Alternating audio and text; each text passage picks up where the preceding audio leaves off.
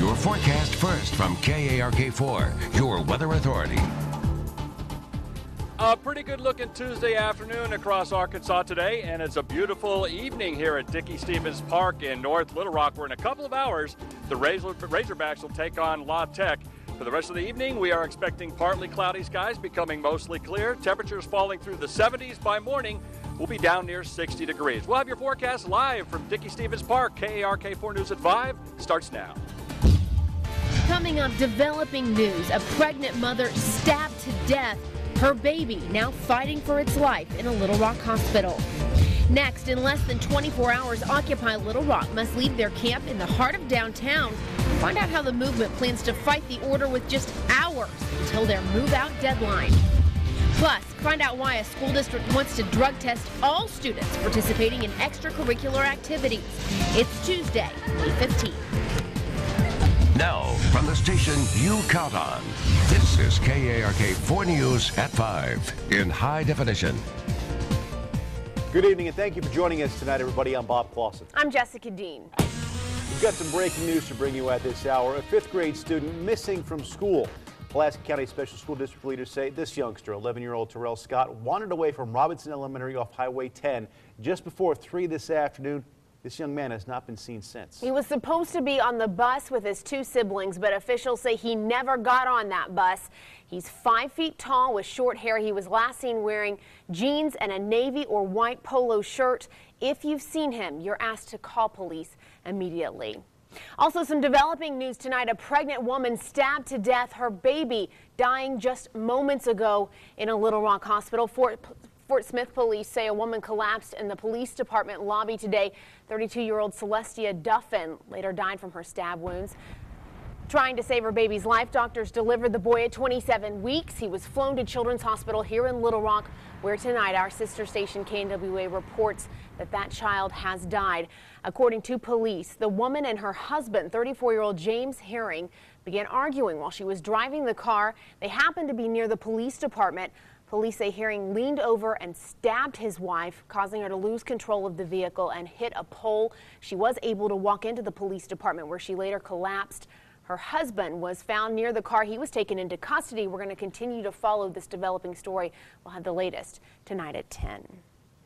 Occupy Little Rock rallying tonight as they try to figure out just what they're going to do next. They're less than 24 hours from being forced out of their current campsite downtown. And KARK4's Jocelyn Tovar is joining us live from City Hall, where we're told a press conference is getting underway. Jocelyn, what's the latest?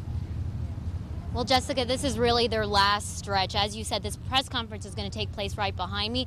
We're being told that one of the occupiers did meet with City Manager Bruce Moore earlier today. He said it was in an attempt for that last-minute 11th-hour deal. He said that didn't happen, however. Now, you may remember tomorrow, May 16th, is the last day the occupiers have at their campsite at 4th and Ferry, being forced to leave by the city in anticipation of the upcoming River Fest. Their campsite literally being dismantled as we speak.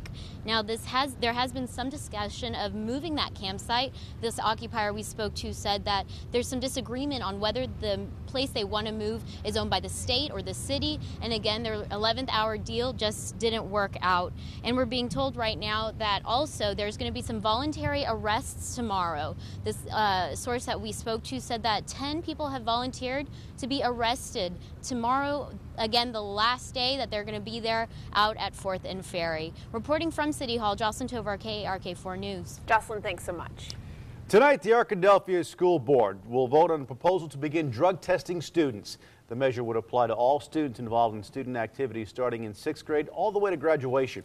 As KARK4's Adam Rodriguez found, the purpose isn't to punish students, but to keep them off drugs in the first place. Yeah, Bob, the Arkadelphia School Board has already tentatively approved this proposal, but they are expecting to make it official at their meeting tonight at 6 o'clock. With finals out of the way, student athletes at Arkadelphia High School are shooting straight into spring training. But a lot of these students may have to pass an extra exam before they hit the hardwood this fall, a random drug test. It just gives our kids an opportunity to not feel the pressure to fall into what maybe somebody else is doing. They can walk away. and this kind of helps them do that. Principal David Maxwell says the district has been talking about drug testing since he arrived in Arkadelphia in 2009. If tonight's proposal passes, all students involved in extracurricular activities would have to agree to random testing. And not just athletes, but kids in band, choir, and junior ROTC would be affected. What Principal Maxwell says they're doing is giving kids the opportunity to say no, because the last thing you want to do is let your team down. If a kid walks into somebody's house just to come over to see them and they're, kind of be bad about it, but smoking dope, you can just say, guys, I got to leave. I'm a varsity athlete. I can't stay here. The proposal doesn't say how many students will be tested, what drugs they'll be tested for, or how much it will cost the district.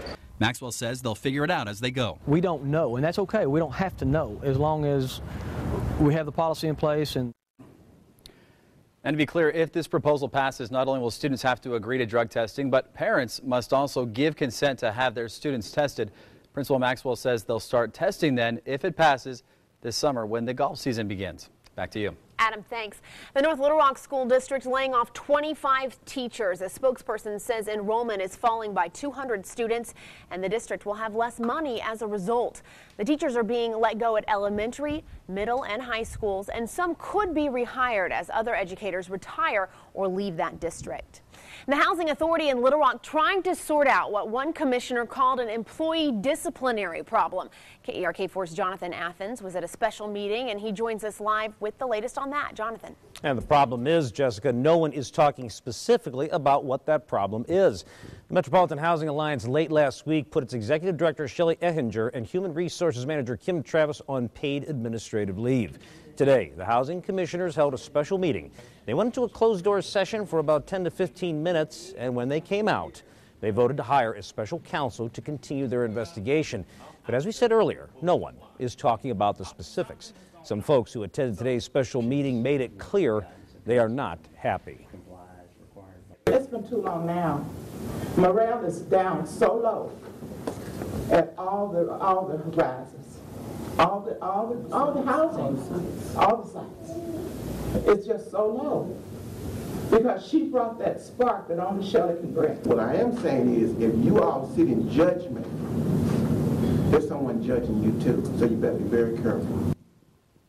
The commissioners today promised they would release the details of what happened once their investigation is finished. Back to you. Jonathan, thanks very much. KRK4 News is your local election headquarters. As part of our ongoing look at the candidates during the upcoming primary, we caught up with Gene Jeffress, who is running for the U.S. House for District 4. Jeffress is a state senator, Democrat. He says he understands the frustration a lot of folks have these days with Washington and the partisan gridlock. Jeffress tells us it's time to change the tone in D.C. What is the one thing you hope to accomplish if you get elected? I hope to accomplish that we make America work. You know, people all across the state of Arkansas, and especially in the 4th District that I've been traveling every day for the last 6 months, it seems like they're tired of this do-nothing Congress and, you know, just like a bunch of old sore-headed cats can't get along. We've got to make America work. Sore-headed cats. Jeffress isn't the only candidate that we are profiling in the 4th Congressional District. Take a look at our in-depth interview with him. You can head to our website, arkansasmatters.com. Click on your local election headquarters section there. Every day this week, we have reports on other candidates. Yesterday was Q. Bynum Hurst. Tomorrow, D.C. Morrison. Tom Cotton Thursday, Beth Ann Rankin Friday, and John Cowart next Monday, May 21st. We're going to post each profile after they air on our website, arkansasmatters.com. Just click on your local election headquarters tab.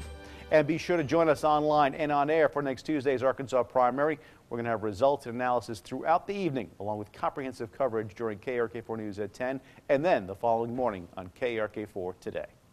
Coming up, they have served our country. Now they're battling to get back into the workforce. How Sherwood residents are helping veterans find jobs when we come back. And call it a case of damage control. Tyson Foods on the floor of the New York Stock Exchange, ringing the closing bell. That and more next. And I'm Lauren Traeger. One of the properties on a state's list of meth-contaminated places, yep, it's your local Walmart. Tonight, we're asking questions from the state on why this property is on the list and if it's dangerous to you. We're going to have the story coming up on KRK4 News at 6. Temperatures starting to warm up across Arkansas today. It's going to get mighty warm across the state over the next couple of days. In Little Rock this afternoon, 84 our high, 59 the low. We'll have your forecast live from Dickey Stevens Park in just a couple minutes. This is KARK 4 News at 5 in high definition with Bob Clausen, Jessica Dean, and Chief Meteorologist Keith Monahan.